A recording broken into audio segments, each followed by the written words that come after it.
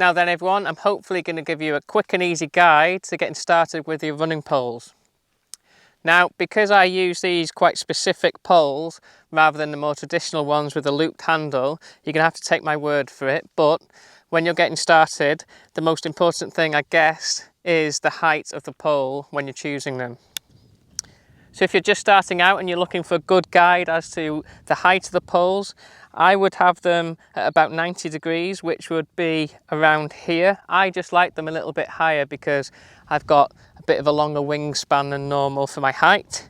And also, once these clip in, they are a little bit lower than the actual height of the pole. But whether you're choosing a pole like these, which are quite specific, this is called a shark grip, which just clip on and off. You might want a more affordable or a more traditional option, which has the looped handle. Now it's important that you use that handle effectively, which means that you put your hand in through the bottom of the loop and that will give you the leverage. The same will go if you get a pair of these poles, because right now I also want my hands to be relaxed through the race. I don't want too much tension in my upper body going through here, and the leverage is going to come from the actual glove rather than me gripping tightly onto the pole. That will be the same on your more traditional loops. Once you've looped it up from underneath, then you will be able to have the leverage from your wrist and the actual handle, the loop handle, rather than, again, gripping onto the poles. So now you've got your poles, the most important thing is to get out and use them. Ideally as far away from your target race as possible. Usually when you try them out, they can be pretty frustrating because you might be all fingers and thumbs, you're having to pack them away, or you don't know when to get them out, you don't know what kind of terrain is best to use them. And also you can expect your heart rate to skyrocket when you first start to use them. Remember, we're runners or hill runners, you're not used to using your upper body as much as this. So yeah, expect some achiness in your biceps, triceps, and your upper body, your shoulders, your core. It's just going to work a lot harder than you're used to, but with some adaptation, this is going to be a good thing.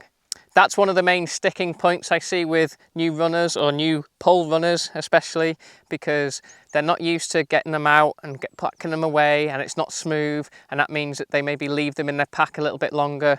So as quickly as possible you need to feel smooth, packing them away, getting them back out, and have a nice rhythm on the hill. Just keep in mind that especially at first, the goal isn't to move faster across the ground or in the hills at all. It's not about getting to the top of a mountain quicker. The main reasons to use them is to distribute the weight a little bit differently, have some help with different muscle groups, and save your legs for later in the race. That being said, the more experienced you are with the poles, you will be looking to move faster over the ground and use more power. So if I'm teaching pole technique to people, it's mainly based on my experience and watching kind of old Skimo videos and stuff like that, and just hours and hours and hours of being on the hills, learning what works and what doesn't work. I would suggest that is probably the best way for you too, but I can fast track some of that with some do's and don'ts. First up is the landing position. So you might see a lot of people out on the hills and they've got their arms quite far forward and they're trying to lever themselves up like this. The problem with that is when you're out in front here, you're having to lift the poles up a lot rather than keeping your momentum and moving forwards. So to keep my forward momentum, I like to land it opposite arm, opposite foot, and either in line with the foot or maybe just in front of there. From that point, I can push the pole forwards a little bit, and then that gives me the leverage going forwards rather than up in the air away from the mountain. Again, people will talk about rhythm of 3, 1, 2, 3, 1, 2, 3, or 4, 1, 2, 3, 4, 1, 2, 3, 4. I've seen lots of different variations and I don't want to really think about counting my rhythm. So as long as it's opposite arm, opposite leg, bringing my hand forward rather than up, then I know I'm going to get good momentum. I shouldn't have to think about pulling the pole up and out of the ground. A common way I've seen to get started is just to use your own walking rhythm. Don't think about adding the poles in at first, and then when you're ready, you can kind of add a couple of steps in. If I was going to be walking up the hill, then I'll still walk up the hill, but I'm going to add in some leverage from my running poles, and it's going to be opposite arm, opposite leg, especially when I plant it in, and then keep the forward momentum from there. Now you'll get to a point where you're a lot more used to the poles, and you might hit a part of the hill that you want to run up rather than hike up, which is fine, but you've got to think, when I was hiking. Where is my contact point of the pole? Well, it's in line with my feet all the time. And that's going to be the same when you start to run up the hill. So I'll have a nice, quick, short cadence running up. And I never really want the pole in front of me. I want it landing by my feet so I can use that forward momentum. It's a good idea pretty quickly to start thinking about how you're going to carry them, especially if it's going to be a race. Use the same pack. If it's going to be a pack, there's 100 different ways and different kind of attachments for the packs these days. I didn't really find one that I was comfortable with, so I will always collapse it down.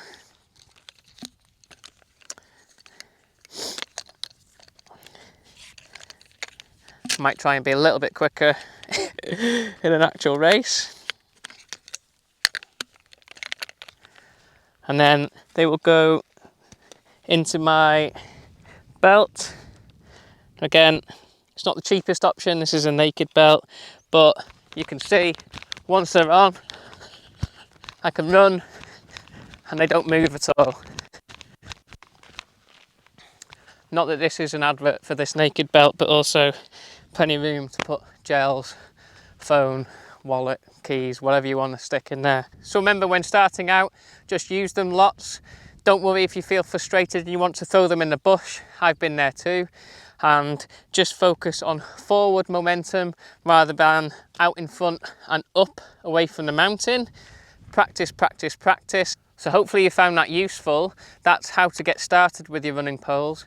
I'm going to be doing another video on some specific drills that you can maybe do to improve downhill technique and what to do when it gets really, really steep. But if you've got any questions in the meantime that I can add into the next video or answer below, then feel free, stick them in the comments and I will catch you on the next video.